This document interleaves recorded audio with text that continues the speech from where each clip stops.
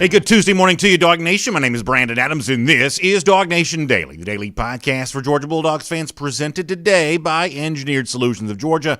Happy to have you with us. Some interesting recruiting nuggets in today's show. Our buddy Connor Riley stops by. We'll do a Kroger Fresh Take with him as we kind of cover everything happening around UGA, including some fairly interesting preseason accolades for a few dogs. We'll talk about that on the program. There's also, I guess, rumor, report, whatever you want to say, involving a Georgia player in the transfer portal where he might be headed. We'll deal with that on the program. And generally speaking, we will do our best to have a lot of fun here today. Hopefully we will. You can hold our feet to the fire, make sure we do, and judge us when we're done for how well we did. Let's do it now. DawgNation Daily, daily podcast for Georgia Bulldogs fans, presented by Engineered Solutions of Georgia, begins right now. Today's episode of DawgNation Daily is brought to you by Engineered Solutions of Georgia.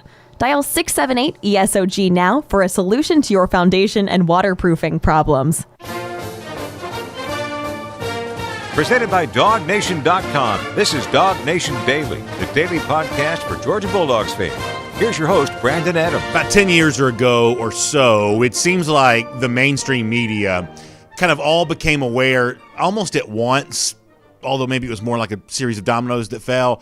A lot of the mainstream sports media that covers college football just became very aware of how popular recruiting coverage is. And this is one of those things that I think probably took a while to catch on to because it had obviously been popular for a lot longer than 10 years. But at a certain point in time, there's this thought of, oh my gosh, look at all the college football fans who are interested in recruiting. And if you want to go back, X number of years ago, that wasn't really reflected in the mainstream discussion really at all. That was not the kind of thing that the average kind of old school reporter may have spent a lot of time paying attention to. But now it's a prerequisite, I would say, for being in the industry. You have to be very well aware of that because it's just the kind of thing that fans want as much of as they can get. And there was a phrase that I remember hearing a lot, once again, if you want to go back to a decade or so ago, there was a phrase that I would hear a lot about the explanation for why fans cared so much about recruiting and why that was so interesting, really 365 days out of the year, not just the time where it used to be that college football was sort of a September, October, November, December sport. Now it's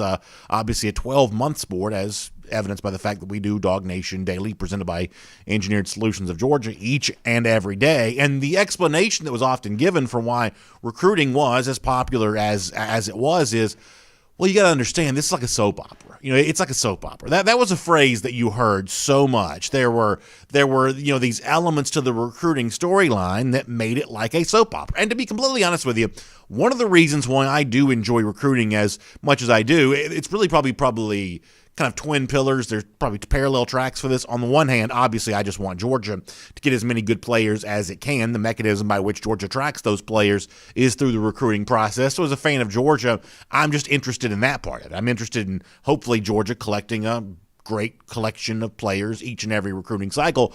But parallel to that, simultaneous to that, I have to say I do enjoy the soap opera of it. I do enjoy the mystery that gets slowly unraveled over the course of many months. And I like the whatever you call it, like the pizzazz of it all, the hyperbole of it all. I'm attracted to all of that. I've never made any kind of secret about that. I just enjoy all of the theater, the theatrics, the drama that go along with recruiting. I'm just really attracted to it all. But if we want to go back to the analogy that people used to use in explaining why recruiting talk was so popular, the idea that it's a soap opera, well, let's take that seriously just for a moment. And if we were to say that college football recruiting is a soap opera, every good soap opera, even if you haven't ever watched them, you're kind of aware this is somewhat true.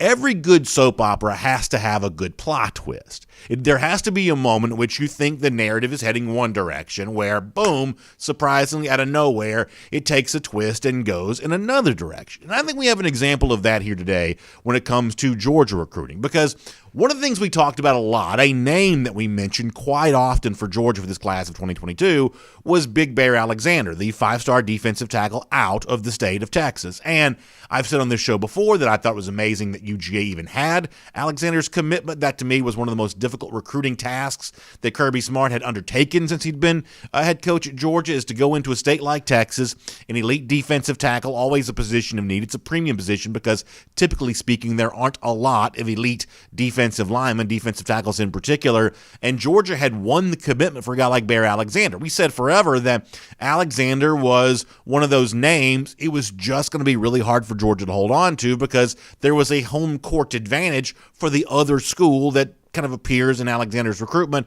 Texas A&M. And then lo and behold, after taking a visit to Texas A&M, Alexander decommits from Georgia. We don't quite know yet where Alexander's going to go. They're obviously, he's taken visits to University of Texas, for instance, not just Texas A&M, and there are potentially other schools involved there as well. But clearly A&M has kind of been thought to be a big factor in Alexander's recruitment. And to be completely honest with you, that even though everybody kind of said the right stuff, the moment that Alexander decommitted from Georgia, you had Donalyn Morissette on Twitter saying we're going to get him back, and people were trying to say the right thing. The truth is that over the course of a series of days, I probably had convinced myself, I probably had decided, well, I reckon on DawgNation Daily, presented by ESOG, we probably won't ever really talk about Bear Alexander again. This is probably a ship that has now sailed into the night, and all of a sudden now our defensive line conversations on this show are going to zero in more on guys like, say, Travis Shaw, who recently took a visit to Georgia, or Walter Nolan, who also recently has taken a couple of visits to Georgia.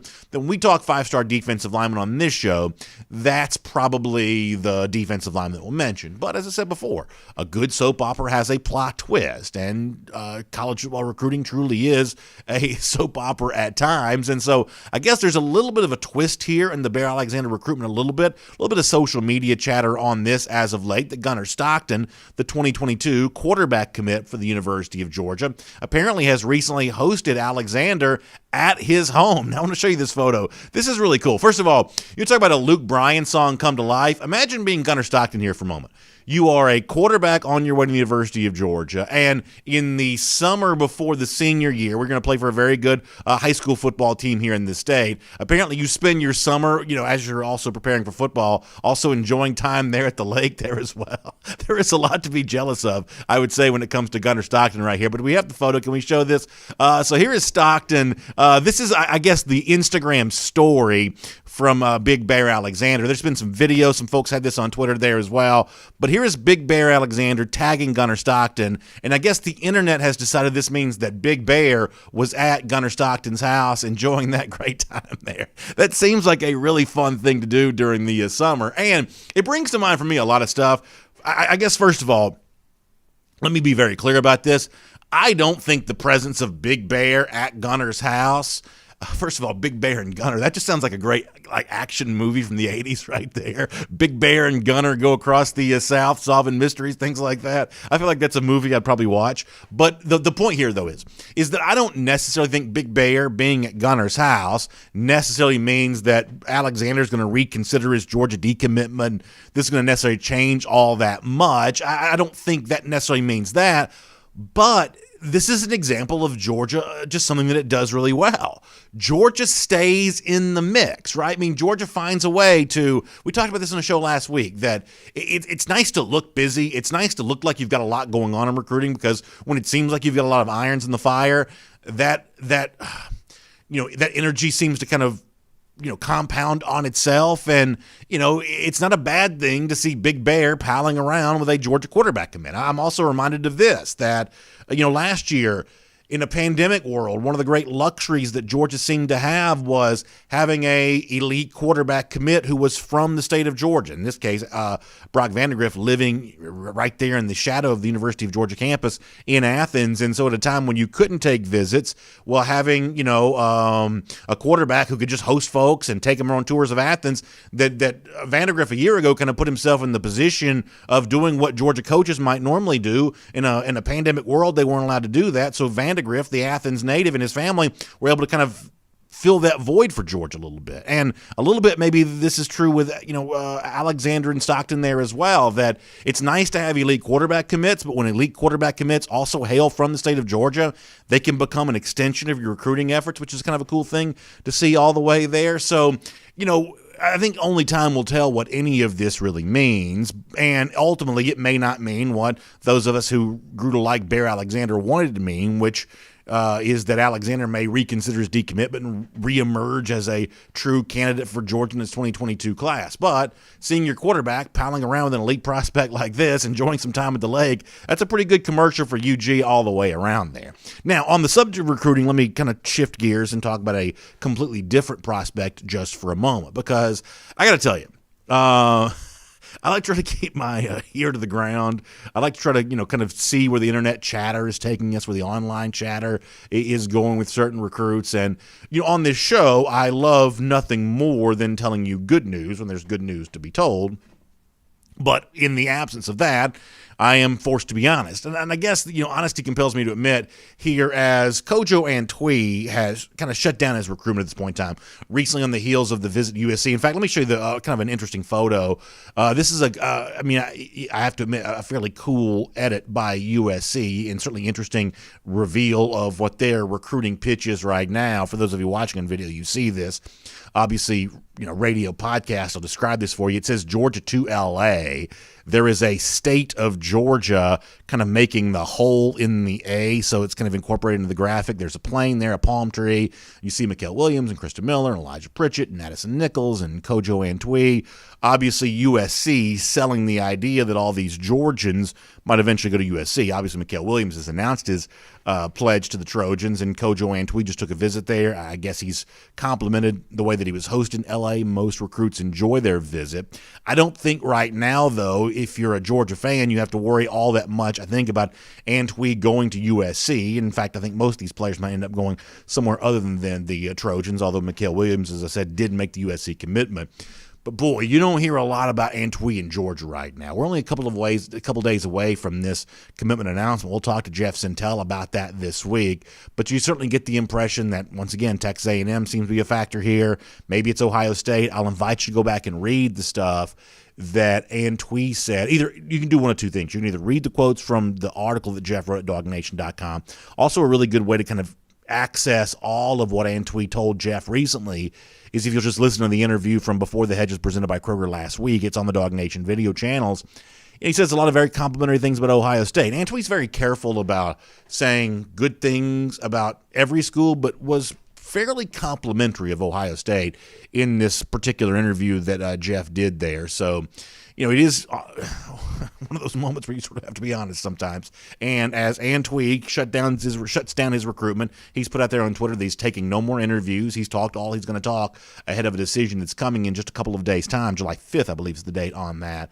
Ahead of all of that, he is not talking anymore. We're left to go back and parse what he has said. And right now, the internet seems to think he might be going somewhere else other than Georgia, but we'll certainly follow all of that closely and tell you every new development that arises, and we're certain that some new developments will. My name is Brandon Adams, and this is DawgNation Daily, the daily podcast for Georgia Bulldogs fans. We're presented today by Engineered Solutions of Georgia, and we're glad to have you with us. A lot of different ways to get to us. Video, Facebook, YouTube, Twitter, Twitch, on the radio. Great to be back with our friends in the Classic City on the radio again on Athens Sports Radio 960 The Ref. And, of course, as a podcast, wherever you find them, Apple, Spotify, Google. Many of you listen directly on SoundCloud. A lot of you wait for me to post the show at the world-famous DawgNation.com, which I'm always gracious and glad to do for all of you. So we are just having a great time today and glad to have you with us for all of it. Big thanks to our friends at Engineered Solutions of Georgia for making it all possible. They are the name and the source that you would turn to for all of your foundation and waterproofing issues. These are big things. As I was driving in today, it was raining outside. My understanding is it's going to actually rain a pretty good bit over the course of the next few days. And for many of you, and let's face it, homeowners know what this feels like. For many of you, the idea of rain leads to a little bit of anxiety because there are places in your house where water just seems to find a way inside the house. And that's not what you want. You don't want that. You don't want the water coming in. You don't want anything like that. And if you see evidence of that, or if you see those cracks showing up in your foundation, Engineered Solutions of Georgia is the one you want to turn to for that. First of all, they're proud partners of UGA, which makes them really fun to do business with.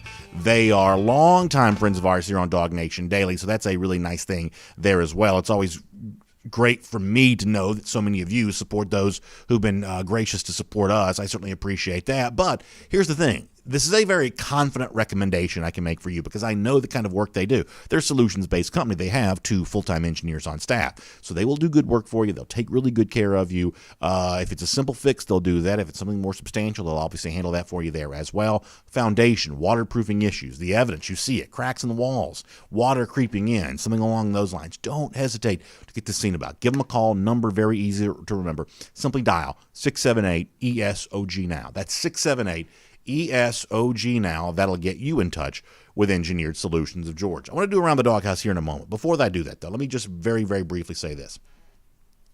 That tomorrow is a day here on our program that I'm very much looking forward to. Tomorrow, as I've been telling you, is the day, and I kind of have the green light on this now, that we will reveal all the details of our DawgNation Invasion to Charlotte for the big season opener against Clemson. And my understanding is that when I make the announcement, we're going to be live. You'll be able to get your tickets and secure your access to all of this. It's just going to be a gigantic event. This is obviously the kind of thing that a year ago we were not able to do for obvious reasons because of the pandemic. And now as the world kind of gets a little healthier and everybody kind of takes care of their business from a health and safety standpoint, we're all able to be back and getting together again and enjoying each other's company again.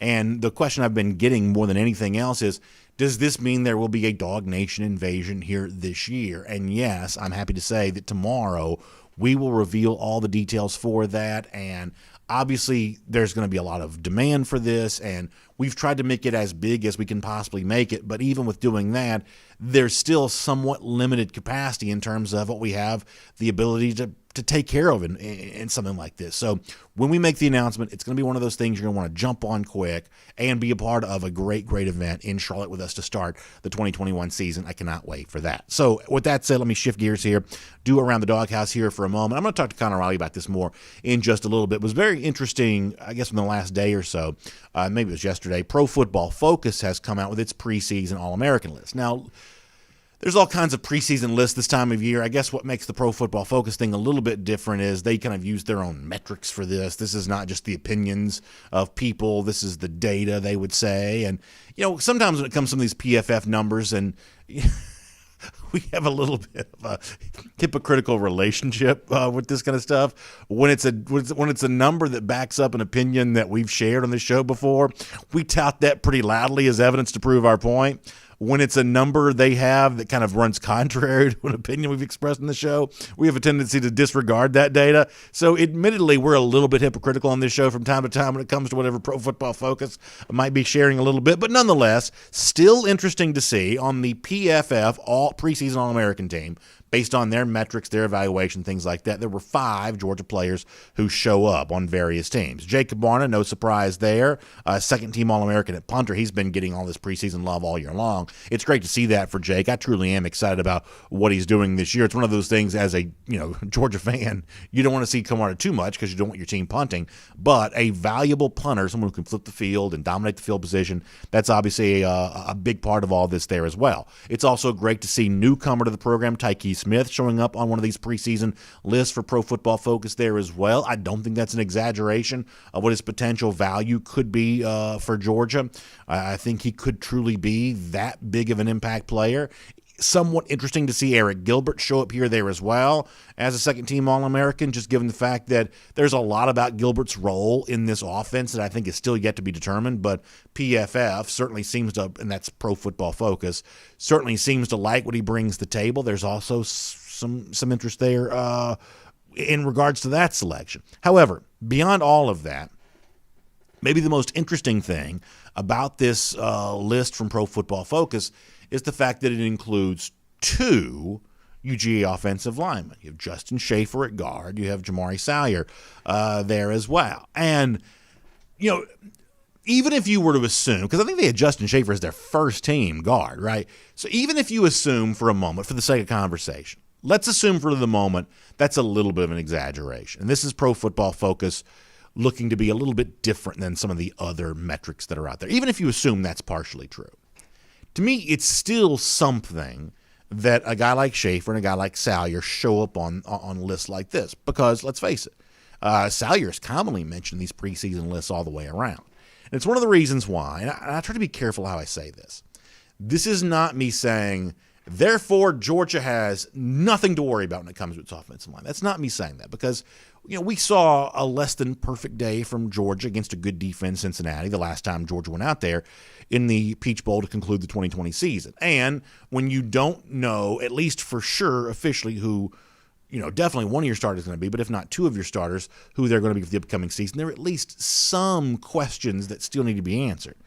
But the one point that I've tried to make concurrent to all that is while there are unanswered questions for Georgia along its offensive line, the potential list of positive answers to those questions is so large that I would say that some of the hand-wringing that's gone on from some Georgia fans in relationship to what this offensive line is going to be, I would say that to a degree that's been a little bit exaggerated. It is certainly fair to say that for all the hope that exists for Georgia's offense, with JT Daniels at quarterback and the large stable of running backs, and what you hope is the best overall performance from Georgia wide receivers that we've seen up until this point under Kirby Smart, the fact that all of that could be somewhat upended by an offensive line that's not as good as it needs to be, as good as it could be, that's a legitimate concern. But I do see, and I'll use the Pro Football Focus as an example, but I don't need them necessarily to make me believe this. I do see a lot of potential with the offensive linemen that we know from Georgia and the long list of guys who are competing for that chance to be one of Georgia's best five.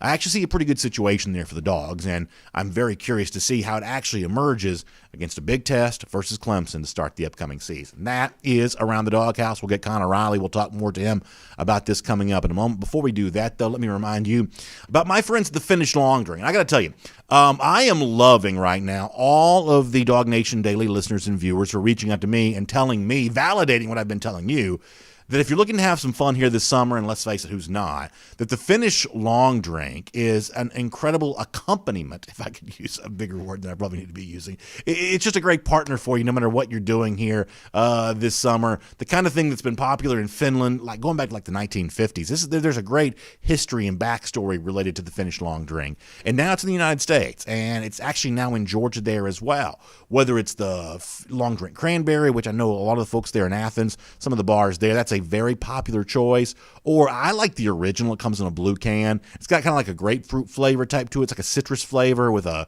really, really impressive, enjoyable liquor kick. It's a ready-to-drink beverage. It comes in a can, but it's not a beer. It's ready-to-drink cocktail. It's like a mixed drink that you just either drink straight out of the can or pour it out of the can, and it's ready to go right there. You can also get the Long Drink Zero, the Long Drink Strong, which is 8.5% alcohol by volume, which is kind of a fun thing there too. It's just really enjoyable. And a lot of you have been asking, well, BA, where can I get the Finnish Long Drink? Because it's a little bit of a new name for many of you. So let me give you the website to go to. It's thelongdrink.com.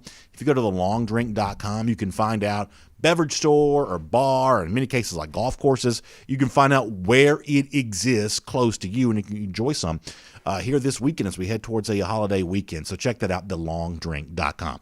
All right, before we're done, a little bit of a report or rumor, whatever you want to call it, out there about where I guess soon-to-be former Georgia wide receiver Demetris Robertson may be heading for the upcoming season. We'll discuss what's out there in regards to that. We'll talk about some of the other SEC names that show up on some of these preseason All-American lists. But for now, on everything with Georgia, on the field, on the recruiting trail, everything in between, let's do a Kroger Fresh Take with our buddy Connor Riley.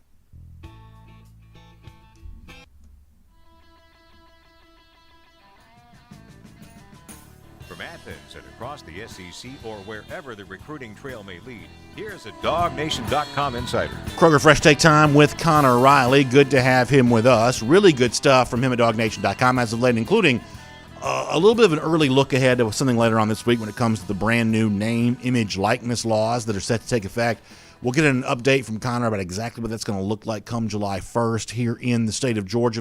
Before we do that, though, I want to talk about a couple of the other things that are kind of out there right now. And Connor, I know that you are, just based on our previous conversation, going to probably disagree with me a little bit, but when I see Schaefer and Salyer showing up on a preseason All-American list from Pro Football Focus, even if I'm not quite so sure about the data sometimes and, a little skeptical of some of that kind of thing, I mean, it does go into the same bin with some of the other things that have been said preseason about some of these guys along the Georgia offensive line. I just can't quite bring myself to be quite as concerned about the Georgia offensive line as some other people seem to be, even if their reasons for feeling that way are obviously legitimate. So is your feeling about the offensive line baked more into just the potential you believe that exists with Demarius Mims, Cedric Von Prawn, Tate Ratledge, for example? It's just such a long list of names. And I don't want to oversimplify it. I realize that I run the risk of oversimplifying it on the basis of what I'm about to say. But it's just such a long list of names that the idea that you couldn't find 5 good ones out of that list, to me, seems unlikely.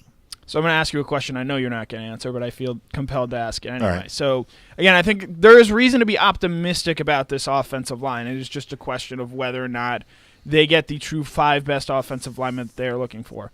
A lot of people are high on Tate Ratledge. A lot of people are high on Demarius Mims. If you're high on both those guys, that probably means Jamari Sawyer kicks down to guard. Mm-hmm. Is there a chance that Justin Schaefer, who was just named a first-team All-American, Pro Football Focus, is not one of Georgia's 5 best offensive linemen? I guess it could be, but I would think that's probably unlikely. I mean, like, my guess is his experience probably does matter. And, my guess is, I mean, listen, I don't pretend to be a scout as it is. I think offensive line play can be, for people who are true scouts, I think offensive line play can be pretty difficult to diagnose sometimes, because I think it's hard to know where one individual player's effort ends and kind of the collective team performance of the offensive line begins. I think that can be a difficult thing to evaluate. But if I had to guess, my assumption is that Matt Luke, Kirby Smart are really probably pretty happy to have Justin Schaefer as one of their 5 starting offensive linemen, because he's been in the program for a long time. He's got some starting experience based on what happened last year. My guess is, even though from a recruiting standpoint he's less heralded than most of these other guys, at this point in time, I think Georgia's probably pretty happy to have him. Yeah, Justin Schaefer had a chance to go elsewhere, had a chance to leave, but I think Georgia wanted him back. That is why he is back for a 6th season as part of the extra eligibility granted by the NCAA. And I think they envision him playing a pretty significant part in this Georgia offensive line over the course of this season. Yeah, it's kind of funny. I mean, not only is he overshadowed in comparison to the guys who are on the Georgia offensive line now, but go back to his time as a recruit coming out of Cedar Grove when that was kind of first becoming a huge power. I mean, he was really overshadowed at the time by Notori Johnson. And listen, I love Notori. I don't have a bad word to say about him.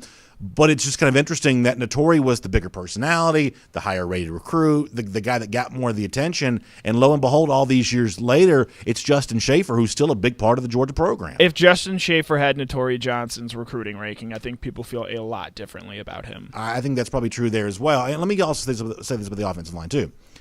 Like, you lumped 2 guys together a moment ago that I'm probably not quite so comfortable lumping in for a specific reason. You mentioned Tate Ratledge and Demarius Mims in the same sentence.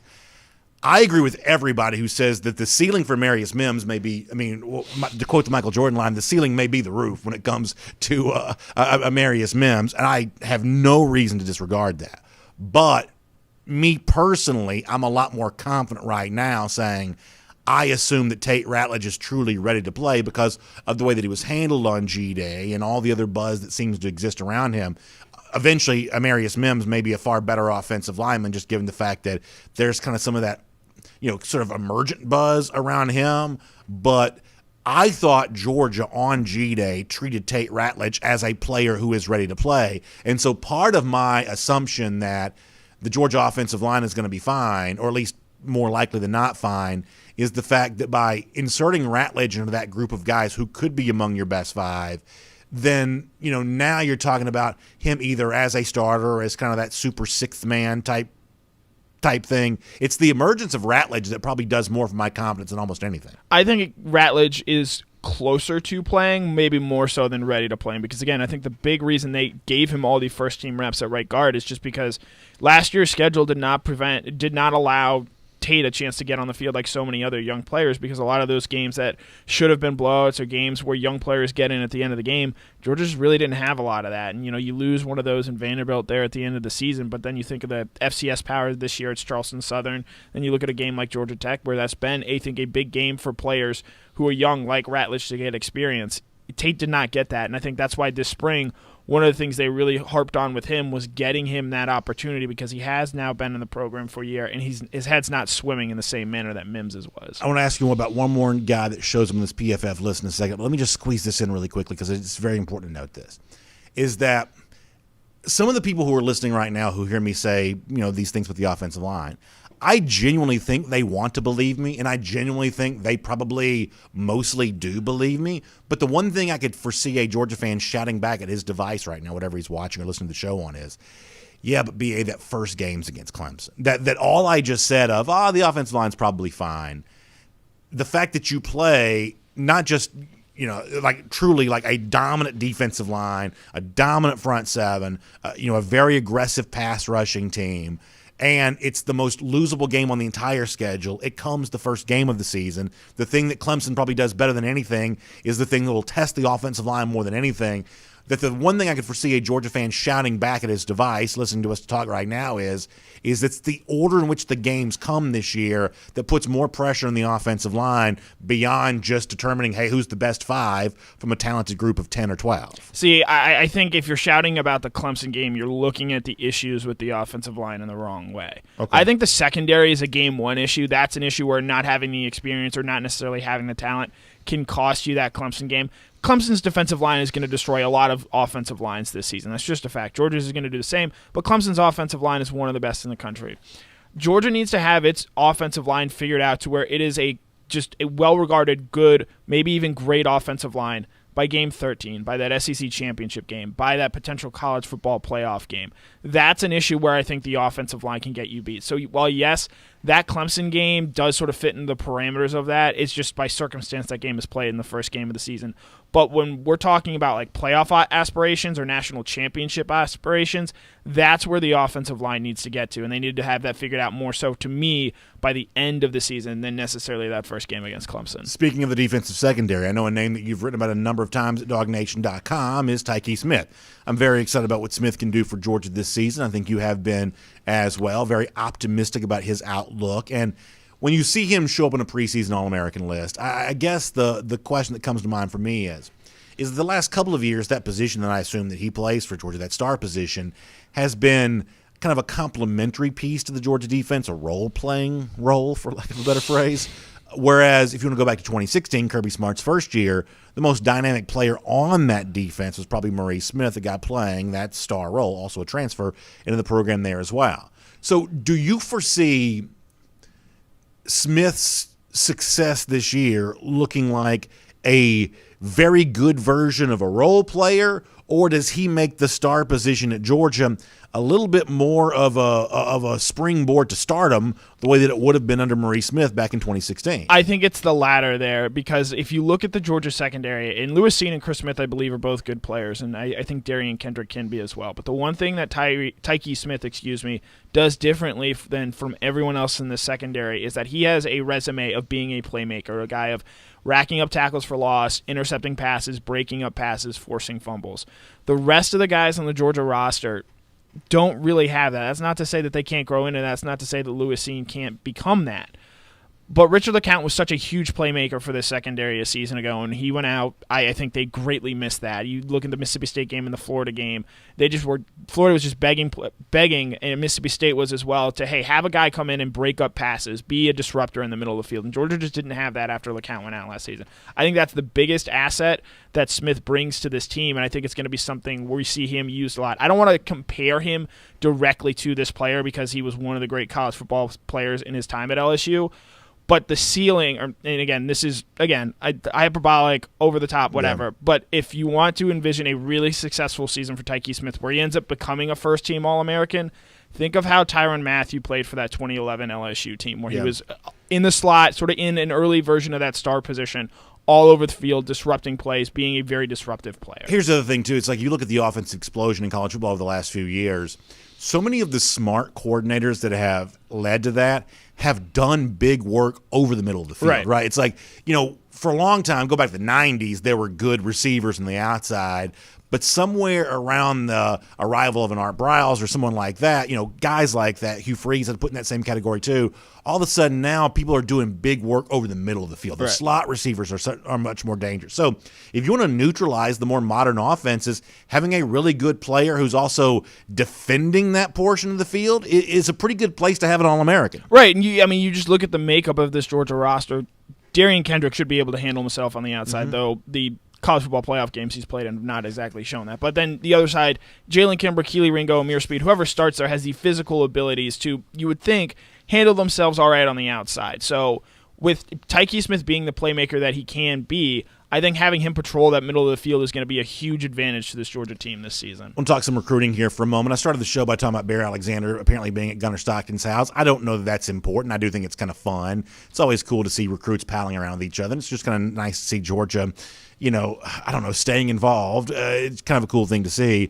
The Kojo Antwi thing that I mentioned, I do think is important, and I don't revel in saying this, but I think when you see the possibility, strong possibility, that Antwi might either go to Ohio State or go to Texas A&M or someplace like that, Connor, I don't know how one would interpret that beyond that Georgia still has some reputational issues on offense that it's got to address. And, listen, Georgia hosted Luther Burden the last couple of days. It's not that Georgia's not involved in key receivers, but there is a skepticism that seems to exist with the best receivers in the country that doesn't seem to exist for almost any other position group. By the way, quarterback included. It's amazing to me that Georgia is outpacing its quarterback recruiting efforts are outpacing its wide receiver recruiting efforts, I would say, by a pretty wide margin right now. The receivers just have a little bit of skepticism. The Dogs have recruited far better in 2019, 2020. Right now, A.D. Mitchell from the class of 2021 looks like he could be a little bit of a tiger, but there is still some skepticism that seems to exist out there, and the Antwi recruitment may end up being another data point that demonstrates that. Did you just say A.D. Mitchell could be a little bit of a tiger? I mean, more in terms of how he plays. Well, let's use Bulldog going forward. That's probably better. That's probably better. So I think you're right, and if you want to see this issue truly get rectified, you need Jermaine Burton to have a big year. That's a good point. You need Jermaine Burton, a guy who, George Pickens being a 5-star, getting him, the weird circumstances I think that led to him coming to Georgia. His talent was obvious. Jermaine Burton, kind of more the guy more often than not you want to see Georgia win with. And I do think Kojo Antwi follows in that similar sort of mold of, top ranking from the top 40 to top 120 wide receiver, and a guy who comes in, is featured, plays really well, goes on to the NFL after 3 years, and that's how you sort of get the pipeline up and running. You need Jermaine Burton to have a really big year for you if you're Georgia. Kyrus Jackson having a big year would help as well, but you need that guy like Jermaine Burton who played a lot as a freshman, had, I think, what all of us would say is a good season. Statistically, if you look at the players he's compared to recruiting-wise, Burton did have a good season compared to some of the other freshman wide receivers. So you need him not just to have a good season, but a really good season. Push for that 800, 900-yard mark. Without George Pickens, I think be the best wide receiver that Georgia has, because you're able to show, hey, this guy came in, played early as a freshman because he was just that good, and then really developed into a true weapon as a sophomore. And now going into his junior season is looking like a guy who could potentially be very high on NFL draft boards. So that's sort of the matriculation that you need to see. And until wide receivers consistently see that, they're going to have questions such as Kojo Antwi seems to have. Yeah, I mean, and listen, I kind of understand why they would have some doubts. I'm not saying that I'm glad that they do, because obviously I want all these great receivers to come to UGA, but I can understand why they have some questions. I say all the time, recruits are the first to truly know positive trends, negative trends. They're the first to truly know that. And for as much as DawgNation spends all kinds of time talking about offensive transformation for Georgia and all the great things that happen offensively, the people that probably matter most, the constituency that matters more than anything else, the next generation of wide receivers, they seem to still want to see it first. And I think they're right to, because as good as Georgia played the last 4 games of the regular season with JT Daniels under center, I'd point out 3 of those games were against pass defenses that ranked outside the top 80 nationally. And then you have that Cincinnati game where, Georgia put up a lot of yards, but if Jack Pledlesny doesn't make a 53-yard field goal with 3 seconds left, they scored 19 points in that game. And so because of that, against the Cincinnati team, which was, again, a great defense a season ago, but from a talent perspective, Georgia should have blown them out of the water and didn't. So that, again, sort of leads to the questions that you might have about where this Georgia offense can be, specifically at that wide receiver position. So let me put a positive spin on this for a moment. If any pass-catching target could be highlighted for his skepticism of the Georgia offense, as much as anybody, was Eric Gilbert. I mean, Eric Gilbert gave some very interesting interviews to Jeff Sintel as a recruit, and he just flat out wasn't buying. I mean, and I don't revel in saying that, but all the things he was being pitched at Georgia, he just wasn't buying. He made a decision to go to LSU. There are reasons, I think, to suggest at the onset of that decision it might be something he eventually regretted, but nonetheless, Georgia just was not going to be his school. Well, now he's at Georgia. So the fact that a one-time skeptic has now been converted, do you think that speaks to an overall larger trend that could emerge where the next generation of Gilbert, the current generation of guys like Gilbert in this 2022 class, that maybe there is hope for more conversions along the way if a one-time disbeliever is now a true believer? On today, June 29th? I will say no. I think Gilbert is sort of just a one-off in a weird situation saga that led to him. But if you ask me this question again on December, 19th or 18th, the week going into signing day, I think the answer very clearly could be yes. But again, the biggest thing is they just have to prove it over the course of a full season. You even look at that LSU, not even the course of a full season, over a solid 6-game stretch where you're playing multiple legitimate SEC teams, or along with the Clemson there as well. You look at that LSU team in 2019, they started to get a lot of big-name recruits and big-name attraction because of what they started doing on the offensive side of the ball about halfway through that season. So if you're able to do that at Georgia, and you'll have chances to do that where you play at Clemson and Arkansas and Auburn early enough in that schedule to really impress recruits. So with a guy like Kojo Antwi, him making his decision as early as it is probably isn't a great thing for Georgia at this point in time. But for some of those other receivers, Luther Burton, how long that recruitment drags out, Kevin Coleman out of St. Louis, how long those recruitments drag out, Shalik Knotts, and I'm trying to remember one more off the top of my head here, Andre Green out of the Richmond area. Yeah. The longer those recruitments drag out, I think it's a better chance for Georgia to show, hey, this is how we can actually use wide receivers here in a dangerous way. Got more with Connor Riley coming up. I do want to remind you, though, that it's going to be such a fun weekend as we head towards the 4th of July, Independence Day. Just such a wonderful, wonderful time. Family, friends getting together, everybody getting ready for fun on that. Don't forget, Kroger's got you covered for all of this, for your grills, the patio furniture, the recipes, the food. Everything that you need to make this 4th of July weekend, everything that it's supposed to be, get stocked up on all of that at Kroger. As I said before, it's not just the stuff that you're serving to your guests. It's also the grill that you cook it on, or the outdoor furniture that everybody's sitting on. Everybody having a good time this 4th of July weekend. And if you're not quite ready to go on that yet, get stocked up at Kroger. Just go by your local Kroger store to find out more about this. Check out Kroger.com there as well. Big savings on the stuff that you need to make this remaining part of the summer, including this big upcoming weekend, everything that it is supposed to be.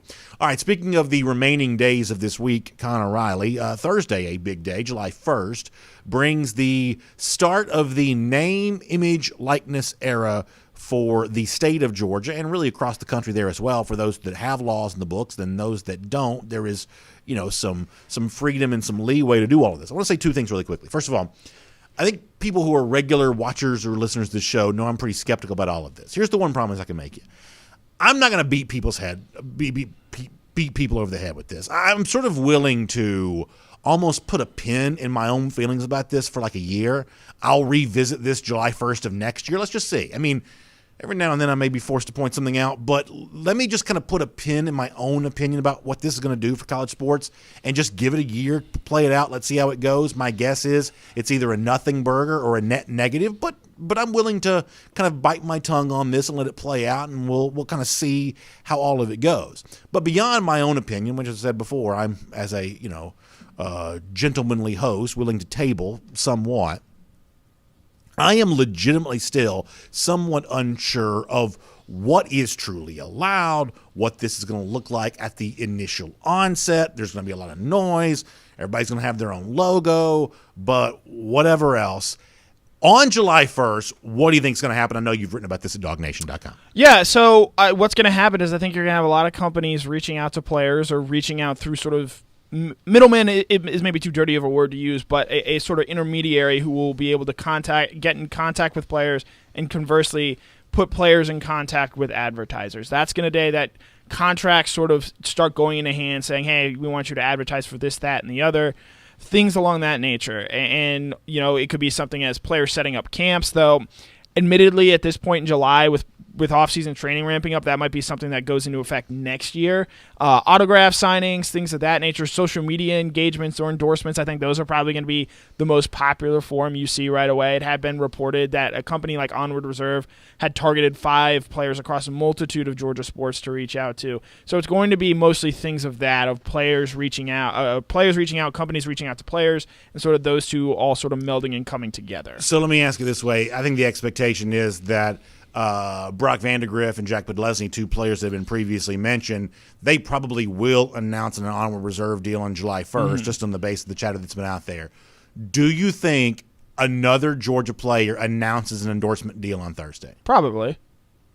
I think there are a lot of really popular players out there, and if they're smart, or maybe they've had a parent get involved on their behalf in terms of anticipating this. But I guess what I'm asking is, do you think it happens that quickly? I do. I think especially in a state like Georgia, Florida, Alabama, where they've known since May 6th that this is going to be a reality now, I think people have been prepared and ready for this. You saw over the weekend Kendall Milton and Amarius Mims posting on their own social media feeds that, hey, if you have any ideas about this and want to reach out, slide into my DMs. I think these guys have been ready and prepared for these opportunities. So a couple things here really quick, and then I'll wrap this up because we've gone a little bit long here.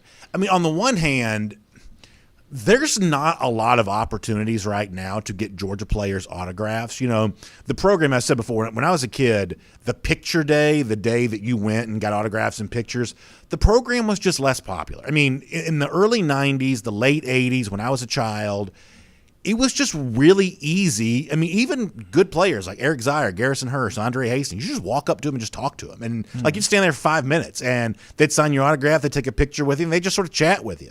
But back then, you could do that because there just weren't millions.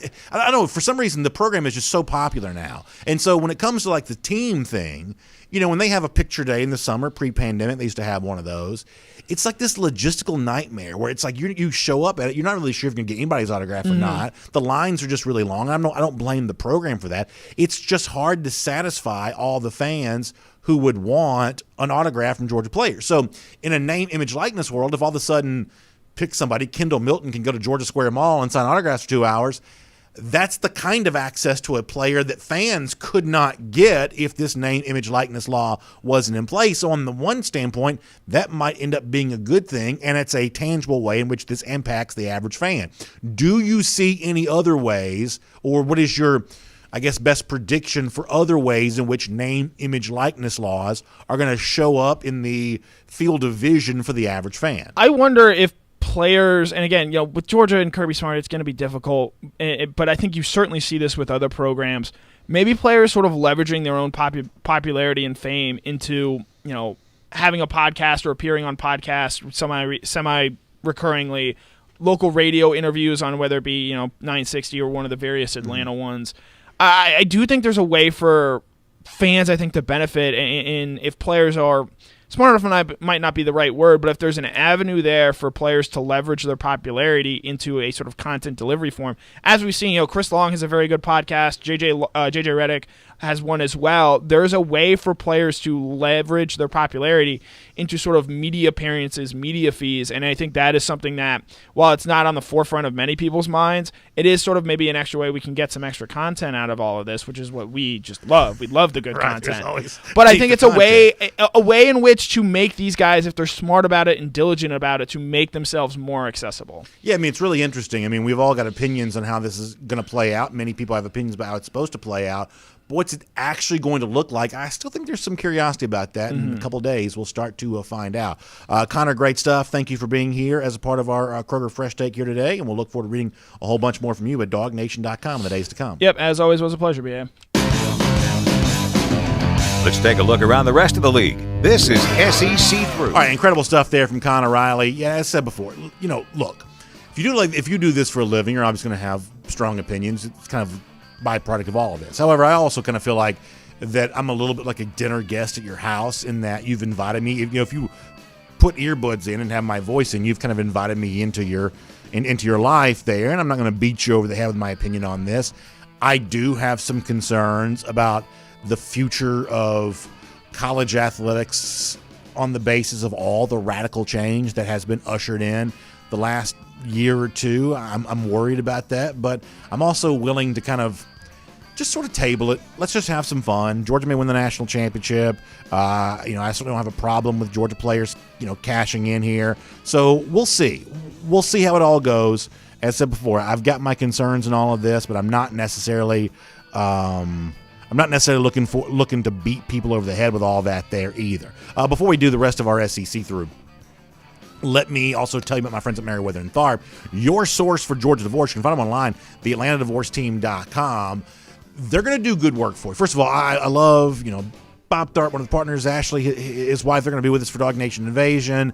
Just good dog people. I just love, being with good Georgia fans. I like recommending good Georgia fans to the audience. That's always a fun thing to be able to do. And not only are they fun to hang out with, good people, but they're also really, really good at providing a very important service. Because let's face it, one of the most harrowing experience anybody can have is divorce. And when you go through that process, if you don't have a strong advocate by your side, you could end up feeling a little lonely. You feel like you're kind of fighting all this by yourself. You won't feel that way with Merriweather and Tharp. They're your source for Georgia divorce. They know all of the intricacies of the law. They know how that law impacts you. Even with your situation-specific circumstances, they still understand how the law is going to work for you and all of that. So put them to work for you. Go to theatlantadivorceteam.com.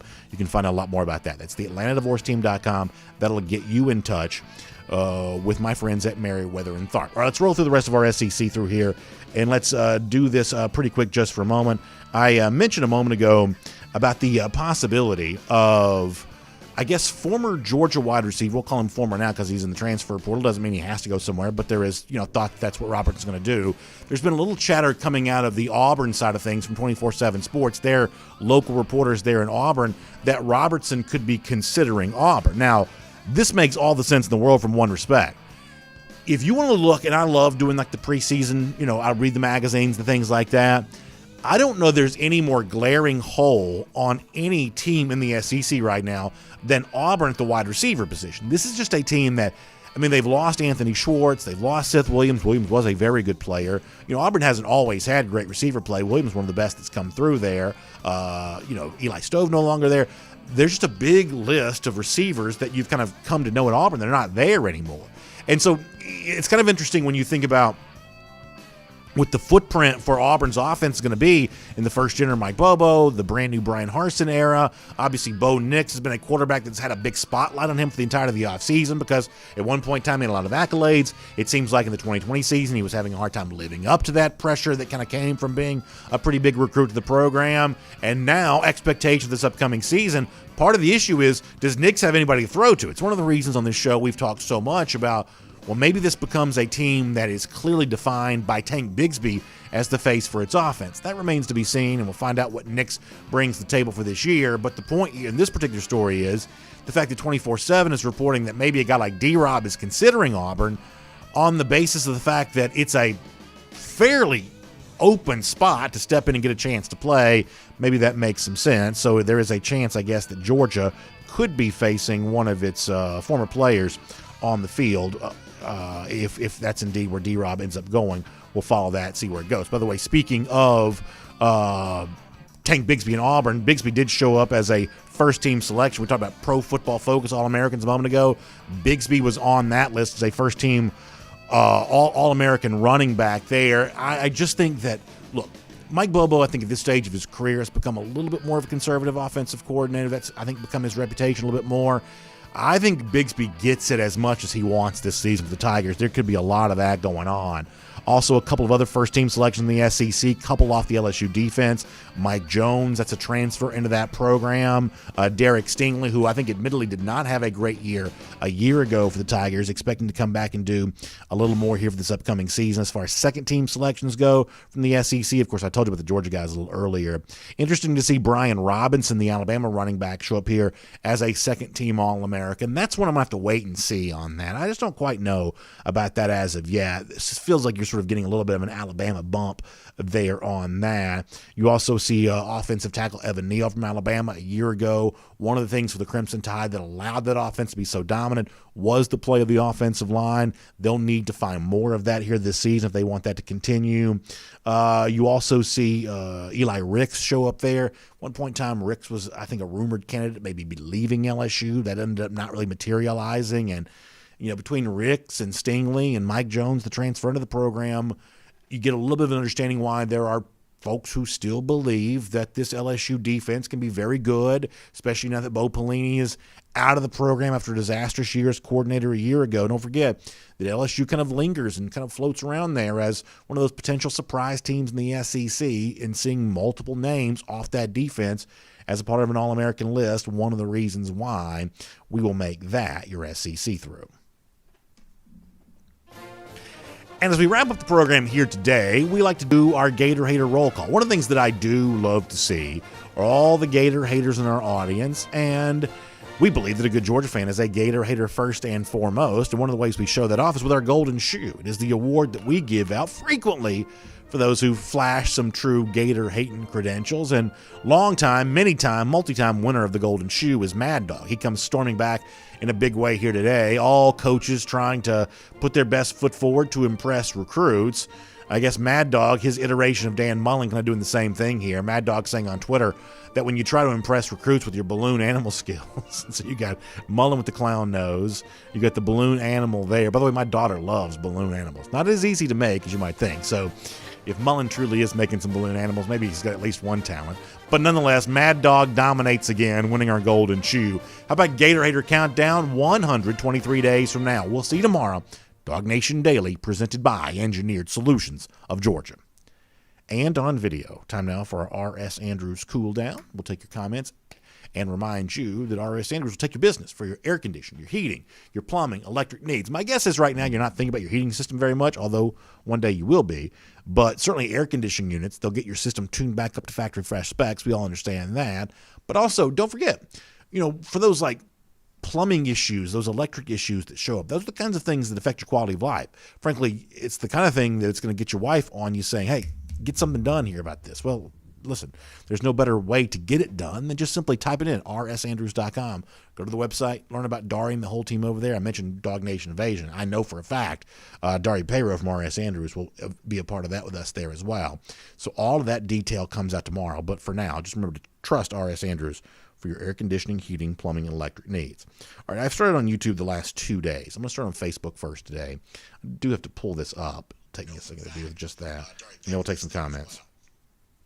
Nick Roundtree says it's June 29th, 2021, and Darth Mullen's still the biggest clown in college football. You love to see that.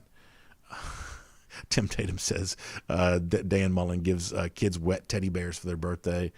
Pretty funny. I like that commercial that has the wet teddy bears. Philip Jordan Wells checking in. Bill Sanders gives you an and-on video. Nick Roundtree says, I speak the truth. I'm happy to know that. Thank you. I appreciate that. Diallo Alamayu, and I hope I pronounced your last name correctly, Diallo. I hope I did. Says that if Todd Gurley had the name, image, likeness option, if A.J. Green had the name, image, likeness option, why are we pushing back on a legal way for these men to make money for themselves and for their families? And look, for me, Diallo, I think it's a very complicated subject because on the one hand, I'm not really against Todd Gurley signing autographs. And the fact that he was suspended for that back when he was is pretty ludicrous. And the fact that A.J. Green sold one of his own possessions, it's very, very difficult to be against any of that. It's very difficult.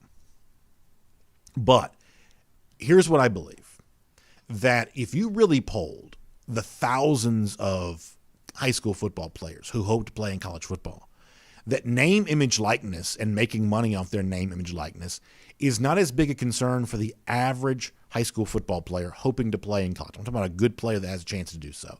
This is the kind of thing that truly only benefits the Todd Gurleys, the A.J. Greens, which is not to say that I'm against them cashing in on that, because at face value, it's difficult to be against any of that. But I think anything that threatens the stability of college football threatens a very valuable mechanism for young men to have a springboard to success in college, beyond college, everything else. And it's not just going to the NFL. The college football is frankly a tremendous privilege, and most of the players who are hoping to play in college football actually view it that way. That this is another one of those things that I think gets distorted based on the people who talk the loudest and the longest about this. So part of the reason I have skepticism is because of the fact that I want college football, college athletics, beyond college football, to be a robust, healthy institution that the kinds of people who are hoping to play it in 2022, that next generation after that and after that and after that, they all, kind of have the same version of college sports that previous generations have enjoyed. I would say that college football, college athletics, the system that's been in place for my lifetime actually works far better than sometimes it's given credit for.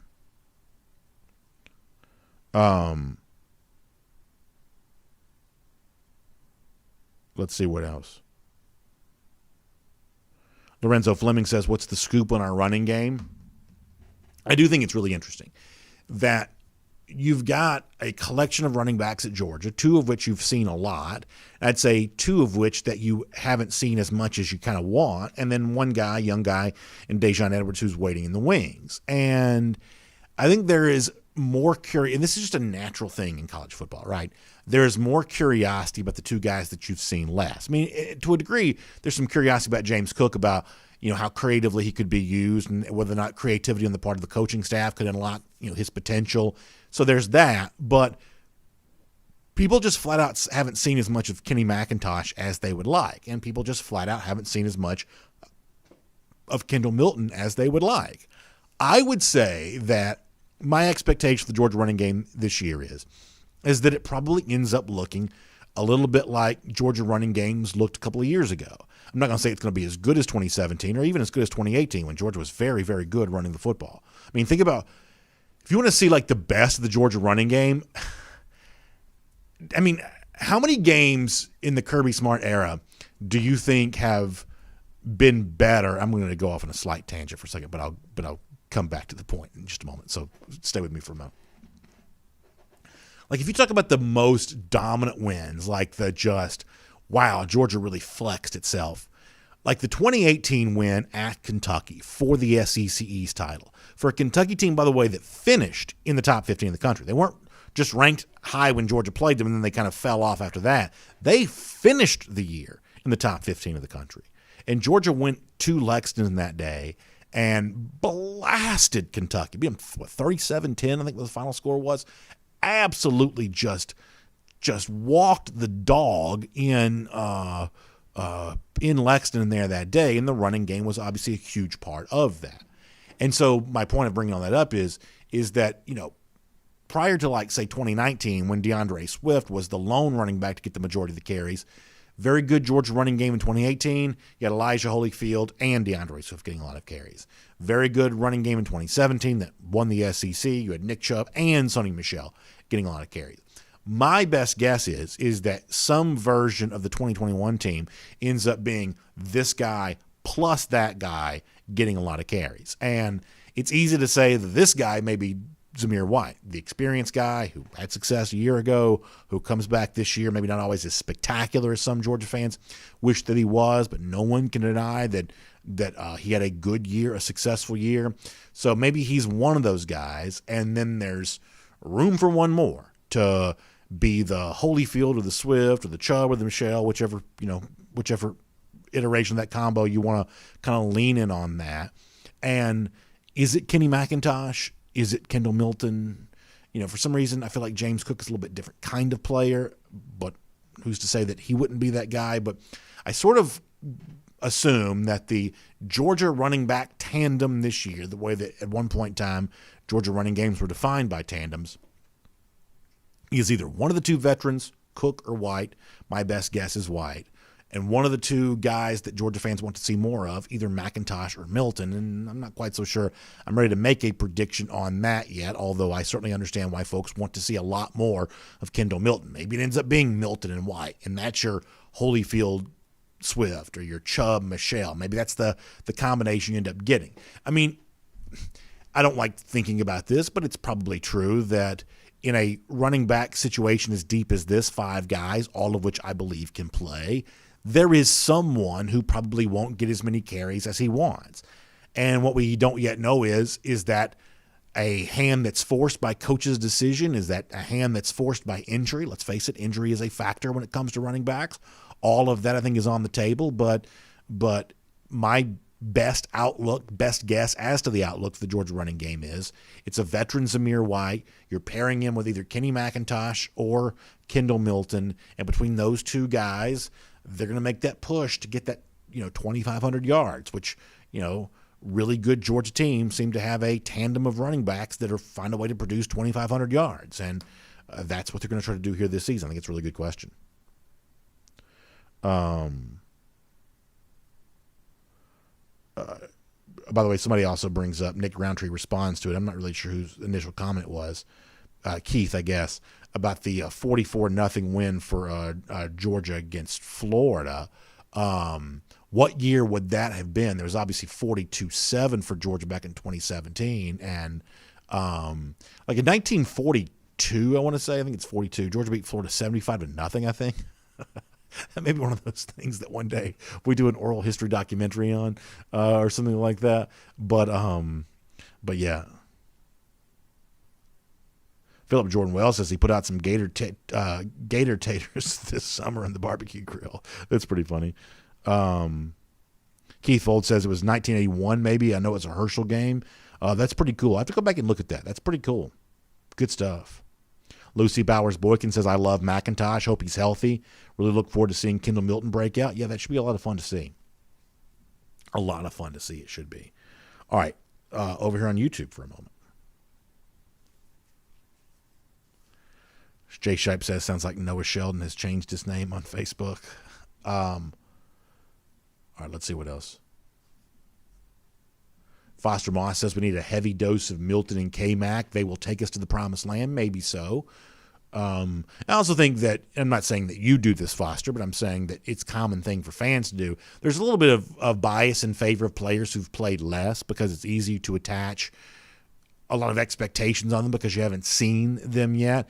That's just a common age-old thing. It's the same reason why backup quarterbacks are always more popular than starting quarterbacks is because you've seen them less, and therefore you can assume things about them. I would say that the Georgia running back situation is a little bit, a similar kind of thing. You've seen this guy more, therefore he seems less interesting now, whereas you've seen this other guy less, and,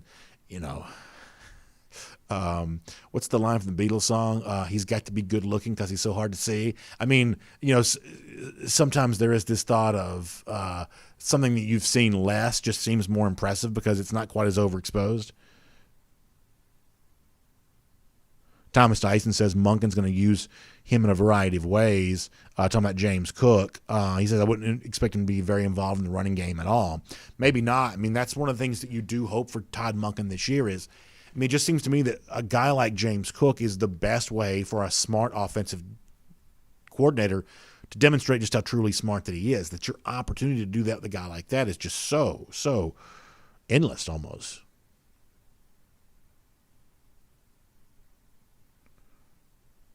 Bank 6 says, with how wide open things will be, a stat I'm focused on for running backs is this year's yards before contact should be a high number. I think that's a really very good point because this is one of those things that Bank, and you may be aware of this, if you go back and look at 2019, that was a very, very low number for Georgia. That the number of yards that Georgia was getting prior to contact was just, extraordinarily low for the obvious reason. The box was stacked. And there are outlets that measure this. Football Outsiders, for instance. Some of the stat guys on Twitter, StatCat, and what's his name? Tailgate Tent. Some of those guys on Twitter that do this kind of thing. That looking, and it's also the kind of thing that you don't necessarily need to see stats. You just see it with your own eyes. That if this is a Georgia offense that's truly spreading teams out, defenses out, then running backs ought to get themselves that good 3-4 yards before they even have that initial contact. And all of a sudden, making a man miss. I mean, that was the problem in 2019 for the Georgia offense. It sputtered so much because there was really no opportunity to, breaking one tackle did not mean extra yards because there were more guys than could be blocked. It was just almost physically impossible to deal with the way that teams were defending Georgia there that year. It's one of the main reasons Todd Monken's here right now. And in year two, full year of working with these players, full year extra of instilling his system, I think that Bank 6 is really onto something. That could be a very, very compelling way to measure how it's going. Marcinio says all these appearances could be very distracting. Hope the egos and money don't cause locker room issues. That's my only concern with name, image, and likeness. I would say that's a fair concern. I would say that's on my list of concerns as well. You know, previous to me doing DawgNation, I used to work in like regular sports media. So it's been a decent amount of time around NFL teams. And there's obviously been no restriction on NFL players making money off their name, image, likeness for a long time. And so, you know, they do certain things. They may participate in autograph signings and, you know, things like that. But it's not like they go crazy doing that, and that becomes a huge I'm not saying it's never been a distraction for an NFL player, but for the most part, that's fairly well compartmentalized. I guess the one thing that someone might say is, well, it's different in the NFL because they actually, in most cases, most players make more money from their job than they do from their endorsements, whereas in this particular case now, players may make, obviously the only money they'll make is based on their name, image, likeness, so it could be a little easier for them to get distracted by that. But the truth is for all the list of concerns that I have, that's not one that's incredibly concerning for me. I'm going to go like deep in the weeds just for 1 second. So let's say I wanted to have a Georgia player on this show. Let's say I'm going to call up JT Daniels and I'm going to say, hey, JT, come be on this show. Come be on DawgNation Daily. Like there's a reason why that doesn't happen because, you know, Georgia, for the most part, the agreement that the program has with the media that covers it is, hey, if you want to speak to a player, you want to speak to a coach, you will go through the university to get to the player. And so, therefore, you know, like I see Georgia players somewhat frequently when I'm in Athens. I don't really go say anything to them because, you know, that's kind of the agreement you have is that if you want to speak to somebody, you'll go through there's, you know, some players whose families know a little bit better or something like that, but, you know, you would go through the university if you want to talk to a player, and the university kind of controls that. In the NFL, it's still actually kind of the same way that, you know, if you're a local sports radio station or a local sports TV station and you want to have Matt Ryan on your show, or you want to have Julio Jones back when he was here, or Trey Young now for the Hawks or something like that, the expectation would still be that you would go through the team to get that done. Now, the players themselves have an agent. The agent, you know, might could help. You know, if the player's like selling a book or selling something like that, then you might go around the team to get the professional player on. But for the most part, those media availabilities for professional players are still controlled by the teams themselves. So in terms of this being a distraction, I would say that there's already a fairly strong precedent in place for this in professional sports. And of all the concerns that I have about name, image, and likeness, I wouldn't list the potential distractions of autograph signings and things like that being one of those. I mean, like college football is a huge entity. There are, you know, thousands and thousands of players who play this sport. Given all the potential for test cases here, it'll probably end up being a negative distraction for somebody, but I wouldn't say that's an overwhelming problem. And I would say to a place like Georgia, it's probably just less likely to occur because, you know, Georgia is fairly professional and buttoned up how it handles this. You know, Georgia may not be able to keep its players quite as much under a thumb as they once did, but, you know, there's still going to be a pretty strong buy-in from the average player who plays at a place like Georgia because Georgia just seems to be a fairly mission-focused, you know, program, even with name, image, and likeness. I don't know that changes all that much. Let's see what else.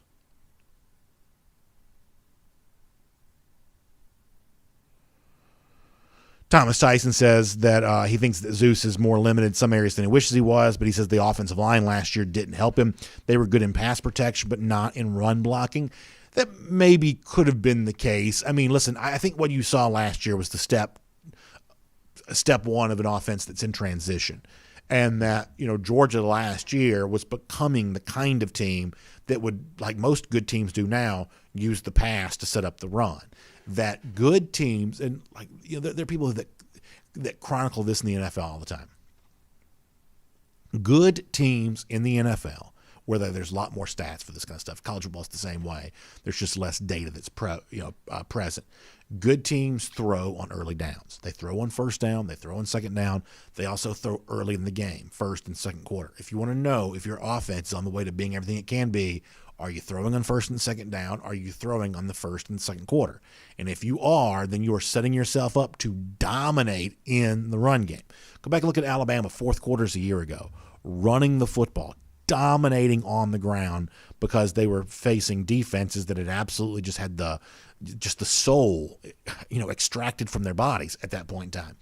And that's just what the modern game has become. It used to be that, hey, you got to run the football so you can set up the pass. And there was this thought of you can't play action pass in a game until you've established the run. And for the most part, smart people have kind of debunked that theory. And that's just kind of where we are, that it's just easier to stop the run than it is to stop the pass, right? You can stop the run with bodies. That, if you wanted to take away a team's ability to run the football, just more and more bodies. It's not a very strategic thing. It's just simply a matter of manpower. That strong players, big bodies, a lot of them in between the tackles, you can stop the run. There isn't quite as easy a way, an obvious way to stop the pass. We saw that against LSU in 2019, unfortunately. Georgia dropped 7 guys back in coverage. That still wasn't enough. That the same way that you can throw bodies at a run game and stop it, you can't necessarily do that with the passing game. The bodies alone is not enough to get that done. And so that's kind of where we are now, is that last year you saw a Georgia team that was getting better throwing the ball, and while it was doing that, the running game maybe suffered a little bit because of that. Let's see how it looks this year.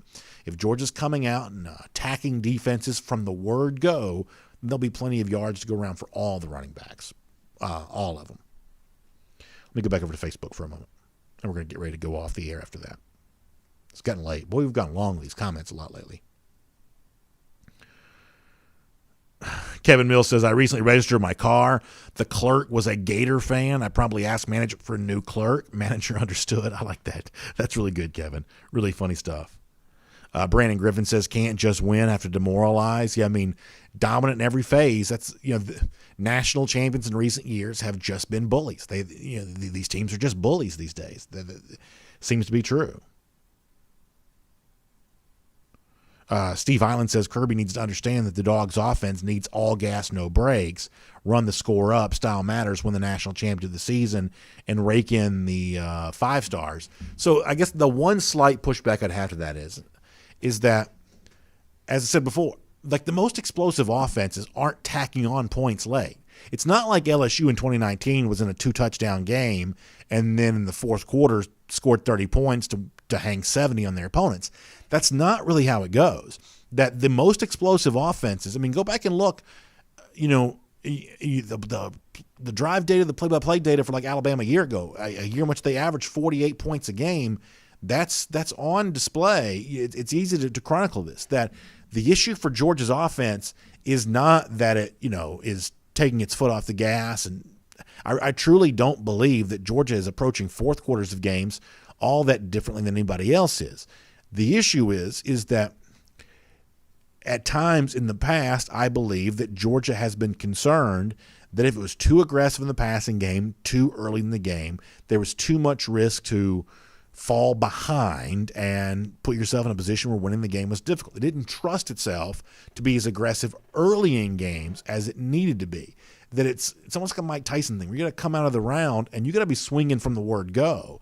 And that's really, I think, the difference between Georgia and some of the other teams is that Georgia at times has been hesitant. I mean, go back to 2017, it was keep chopping wood, right? It's like, hey, we're going to spend an entire first half establishing a running game in the hopes that takes over in the second half.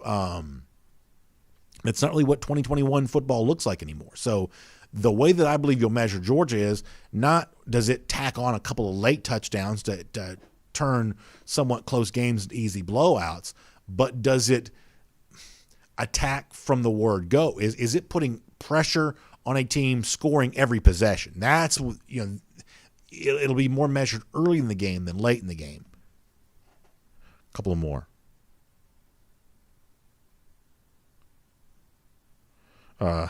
Somebody says it's a 90-minute show, just like the good old days. Bill Sanders says with no notification, just have to keep looking for it. Yeah, and that's the thing, Bill, is like, Facebook has essentially stopped sending notifications, and it's a huge blow. I mean, it's just, we have a lot of people that really depend on that notification, and no matter how much you try to kind of re-educate people to not look for that notification, without that notification, it doesn't it doesn't work as well for some people, and Facebook just doesn't do it anymore. Around here, we've got some things we're planning as we head towards the season to hopefully mitigate against that somewhat, new platforms, things like that. But Facebook just does not send those notifications anymore. Nick Roundtree wants a DawgNation Invasion for the cocktail party at St. Simon's. Let me tell you something. In the DawgNation roundtable, there's one hand that'll definitely be up to vote for that. I believe my buddy Connor Riley would probably vote for that there too. But it's the sign off on the rest of the powers that be on something like that. That might be tricky.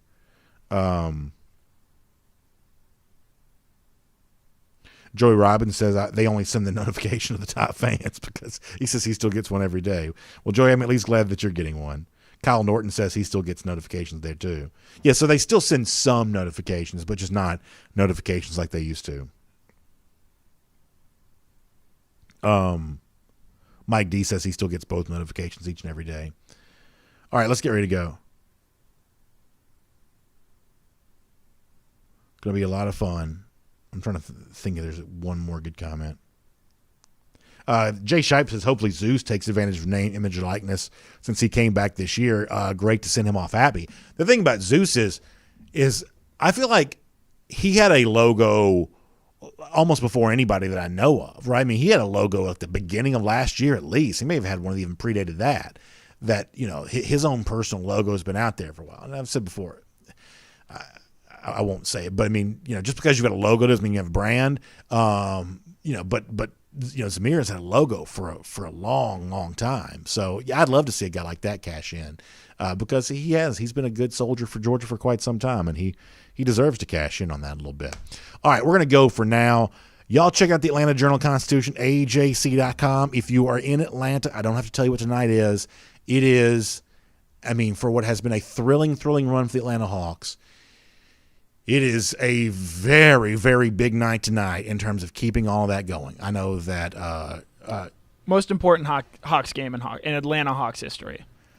Yeah, I can't imagine there's one that's bigger. Atlanta didn't really get off the ground against Cleveland a couple of years ago. The 88 game against the Celtics was on the road. That was going to be a very hard game to win, although I don't know if there's ever been a better game in Hawks history than that one. Dominique played amazing. This is the biggest game, and I get the impression, and Connor, hang with me just for a second here. I get the impression that Trae Young's just not healthy. He's just not healthy. No, I believe a bone bruise was discovered in his foot. He's listed as questionable. He's gonna, in my opinion, try and tough it out and see how it goes. But John Collins, they need a big game from John Collins tonight. They do, and I could talk about this all day long. I thought they kept Collins with the foul trouble. I thought he'd come on the bench for a long time in Game 3. Total non-factor in the third quarter. It'd be nice for Lou Williams to show up and have a big night and enjoy some lemon pepper wings after that. There's just a lot at stake here for Atlanta. Listen, if it ends, it's been as much fun as anything we've had in Atlanta sports for quite some time, but you love nothing more. You just love nothing more than for Atlanta to go back to Milwaukee. This team has been road warriors all season long. Find a way to win Game 4 and go back to Milwaukee with a chance to do what they've done so much, which is win these games on the road. So tonight's a big night. Incredible coverage of that. The point of all of that is to say this. At the Atlanta Journal-Constitution, incredible coverage of the game here tonight. Sarah Spencer doing a great job covering the team. Mark Bradley Columns, Michael Cunningham there as well. A lot of eyeballs on State Farm Arena there tonight. And the ankle of one Trae Young. Boy, I tell you what, let's see how it goes. So we'll look forward to letting you read that, and we'll see you back here tomorrow, 10 a.m., DawgNation Daily, presented by Engineered Solutions of Georgia. We will talk to all of you then. For more DawgNation videos, check out youtube.com/DawgNation.